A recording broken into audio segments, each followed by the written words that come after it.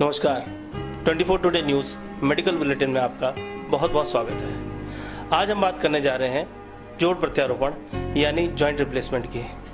इस विषय पर बात करने के लिए हमारे साथ हैं एम्स के पूर्व चिकित्सक व ऑर्थोपेडिक सर्जन डॉक्टर शिवेन श्रीवास्तव। आइए बात करते हैं डॉक्टर शिवेन श्रीवास्तव से। डॉक्टर शिवेन, बहुत बहुत स्वागत है आपका हमारे इस मेडिकल शो में। धन्यवाद। डॉक्टर साहब, हमारे दर्शकों को सबसे पहले आप ये बताइए कि क्या है ये जॉइंट रिप्लेसमेंट यानी जोड़ प्रत्यारोपण, कब पड़ती है इसकी जरूरत? देखिए, जॉइंट रिप्लेसमेंट पे अगर हम लोग आज चर्चा कर रहे हैं तो उसमें भी स्पेशली हम नी रिप्लेसमेंट के बारे में बात करना चाहेंगे। और वैसे तो हमारे हिप जॉइंट होते हैं, नी जॉइंट होते हैं, बट आज हम नी रिप्लेसमेंट के बारे में चर्चा करना चाहेंगे। इसमें ये हमको नी रिप्लेसमेंट होता क्या है, जैसा कि आपने अभी प्रश्न किया है।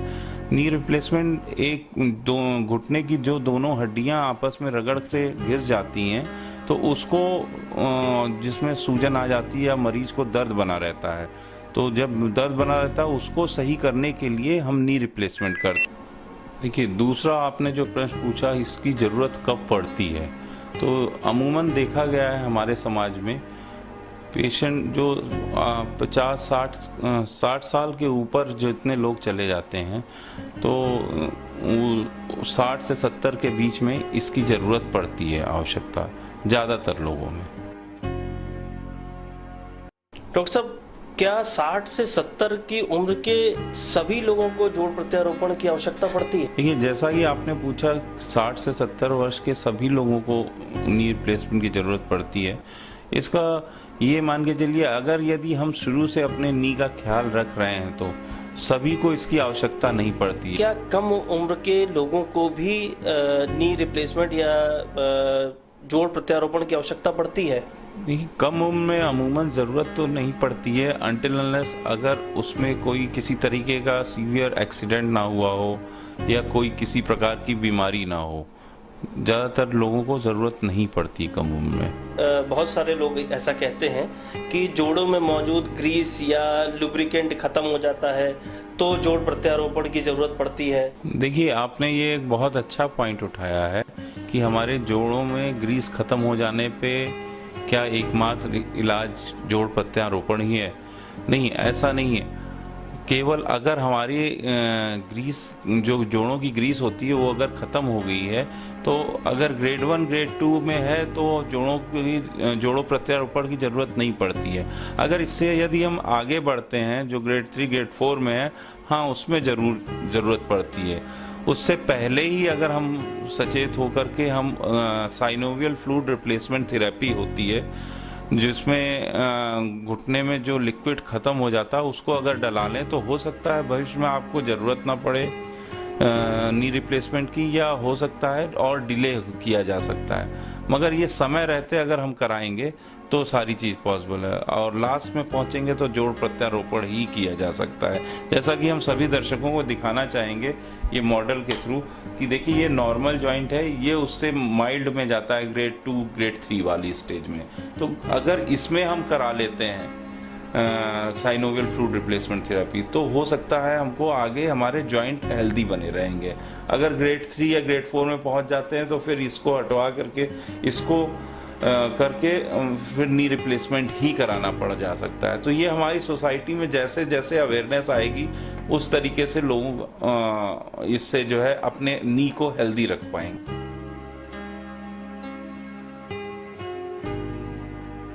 डॉक्टर साहब, लोगों में ये भ्रांतियां हैं कि जोड़ प्रत्यारोपण कराने के बाद पालथी मारकर बैठना या घुटने मोड़ कर बैठना, ये सब पॉसिबल नहीं हो पाता है।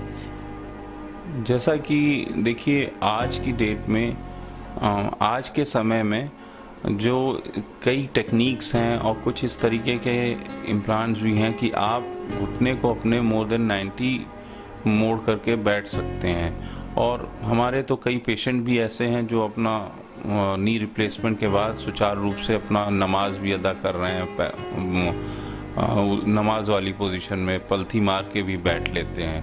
तो ये चीज़ें आज की डेट में संभव है कि पेशेंट नी रिप्लेसमेंट कराने के बाद नी घुटना मोड़ के बैठ सकता है। लोगों में एक डर बना हुआ है कि जोड़ प्रत्यारोपण के बाद मतलब नी रिप्लेसमेंट के बाद लंबे समय तक बिस्तर पे ही पड़े रहना पड़ता है। देखिए, ये जो डर है लोगों के अंदर कि हम लंबे समय तक बिस्तर पे पड़े रहना, गलत है। ज़्यादातर अमूमन हमने अब तक के जितने 2,500 से 3,000 असिस्ट किए और ऑपरेट किया है, जितने भी पेशेंट हमने अब तक, और यहाँ भी चीज़ें कर रहे हैं, तो सारे पेशेंट अपना नॉर्मल वॉक करते हैं। सर्जरी के दूसरे दिन से हम लोग फिजियोथेरेपिस्ट के गाइडेंस में प्रॉपर वॉक कराते हैं और सीढ़ियाँ चढ़ा के चौथे 5वें दिन ही पेशेंट डिस्चार्ज हो जाता है। और आगे ये है सुचारू रूप से फिजियो करता रहता है, फिजियोथेरेपिस्ट के गाइडेंस में चीज़ें चलती रहती हैं, तो कभी कोई इसी प्रकार की दिक्कत नहीं आती। डॉक्टर साहब, क्या जोड़ प्रत्यारोपण या नी रिप्लेसमेंट के बाद जो आर्टिफिशियल चीज़ें लगती हैं उसमें, या घुटने खराब हो जाते हैं, तो क्या हमारे शरीर को कोई नुकसान उससे पहुंचता है? देखिए, अमूमन जो सफल घुटना प्रत्यारोपण होता है, आज तक तो किसी का ऐसा नुकसान नहीं हुआ, शरीर के अंदर कोई दिक्कत नहीं होती है। बहुत ज़्यादा, क्योंकि 25 से 30 साल तक तो कभी किसी को दिक्कत ही नहीं होती है। अगर बहुत ज़्यादा दिक्कत होती है तो उसमें बीच का एक पॉली होता है जो घिस जाता है, तो उसको एक छोटी सी सर्जरी से बदला जा सकता है, वो भी, मगर शरीर को कोई नुकसान नहीं पहुंचाता। जॉइंट रिप्लेसमेंट या नी रिप्लेसमेंट की आवश्यकता क्यों पड़ती है? ये आपने बहुत अच्छा प्रश्न किया है। हमारे सभी दर्शकों को ये जरूर जानना चाहिए कि जॉइंट रिप्लेसमेंट की आवश्यकता क्यों पड़ती है। देखिए, यूजली ज़्यादातर देखा गया है कि अमूमन मीडियल साइड जॉइंट जो है, मीडियल ऑस्टियोआर्थराइटिस पेशेंट में ज़्यादातर डेवलप होती है, जिसको हम एक मॉडल के थ्रू आपको समझाना चाहेंगे सभी दर्शकों को। ये देखिए, खराब घुटना है। खराब घुटना सबसे ज़्यादा इधर का खराब होता है। तो यूजली हम क्या करते हैं कि अगर हम इसको नी रिप्लेसमेंट नहीं कराते हैं तो सारा वज़न हमारा अंदर के तरफ आने लगता है, और मरीज़ भी ये कंप्लेंट करता है कि हमारे पेन अंदर की तरफ दर्द हो रहा है। तो कई बार यहाँ से देखा गया, उम्र जब बढ़ती है तो हमारी हड्डियाँ कमज़ोर होती हैं, तो लोगों को ऑस्टियोपोरोसिस नाम की बीमारी होती है, जिसके कारण यहाँ से कई बार फ्रैक्चर हो जाते हैं, जिसके बाद आपको सर्जरी की आवश्यकता ही पड़ती है। और एक तो पॉइंट ये हो गया। दूसरा पॉइंट, अगर हमारा मीडियल साइड ज़्यादा घिसा है तो हम लोग को इम्प्लांट बैठाने में पूरा एक बेस कट लेना पड़ता है, जिसके लिए आपकी जो लेटरल साइड जॉइंट की बोन है उसको भी कट करना पड़ता है। और हम नी सर्जन हमेशा ये कोशिश करते हैं, बोन प्रिजर्वेशन की बात करते हैं कि मरीज की कम से कम बोन हटाई जाए जितनी खराब एरिया है। तो ये मजबूरी में ही हमको करना पड़ता है। तो समय रहते अगर एडवाइज्ड है तो नी रिप्लेसमेंट सर्जरी करा लेना चाहिए, नहीं तो ये कहीं ना कहीं नुकसान मरीज का ही है। इस प्रक्रिया में आपने ऑपरेशन के बारे में बताया है, क्या इस ऑपरेशन में बहुत खतरे हैं? और हमने सुना है कई बार ये असफल भी हो जाते हैं ऑपरेशंस, क्या ऐसा कुछ है? ये जहाँ तक खतरे का बात आप कर रहे हैं, आज की डेट में हम लोग ऑपरेशन से पहले मरीज की पूरी तरह जांच करते हैं, शरीर की, हार्ट की, लीवर की, किडनी की, इवन मतलब सारी जांचें हो जाती हैं, तभी प्रोसीड करते हैं। और आज तक तो ऐसे हमने नहीं देखे किसी को इस तरह दिक्कत हुई। और दूसरा जो आपने पूछा, ऑपरेशन सफल है कि नहीं, हमारे जितने भी पेशेंट अब तक हमने ऑपरेट किए सारे पूर्ण रूप से सफल हैं और किसी को भी कोई कॉम्प्लिकेशन ऐसा नहीं हुआ है।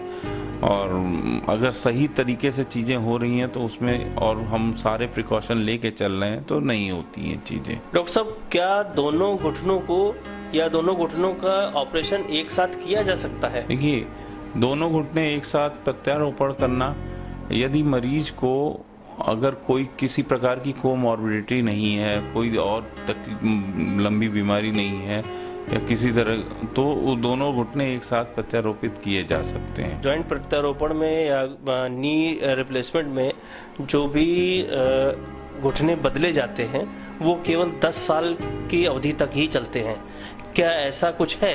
देखिए, पहले के समय में ये चीज़ें होती रही होंगी, मगर आज की डेट में इतने अच्छे इम्प्लांट्स हैं और लोगों को टेक्निक अच्छी हैं, जितने सर्जन हैं हमारे सारे स्किल्ड हैं, तो ये कहना गलत होगा कि 10 साल चलता है। आराम से 20 से 25 साल तो आराम से निकलता है लोगों का, कोई दिक्कत नहीं आती।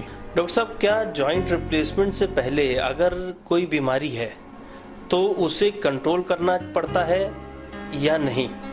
यदि शरीर के अंदर, हम लोग सबसे पहले सर्जरी करने से पहले रूल आउट करते हैं किसी प्रकार का इन्फेक्शन तो नहीं है।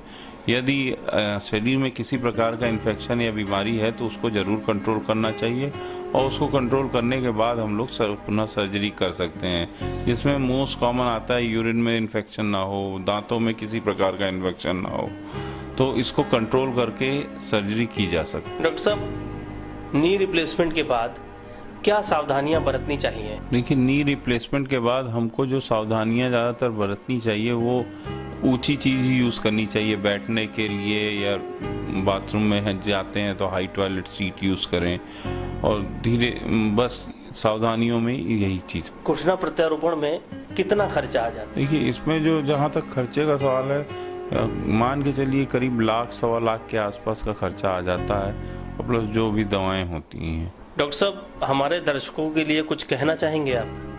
देखिए, जब बात आज नी रिप्लेसमेंट पे बात उठी है तो मैं यही कहना चाहूँगा, अगर समाज हमारा अवेयर हो जाएगा नी पेन से, तो अगर यदि घुटने में दर्द होता है या किसी प्रकार की चोट हो लगती है तो तुरंत आप ऑर्थोपेडिक सर्जन या नी रिप्लेसमेंट सर्जन से ही संपर्क करें, जिससे आपका आगे घुटना खराब होने से बच सके, और हो सकता है नी रिप्लेसमेंट सर्जरी ना भी करनी पड़े।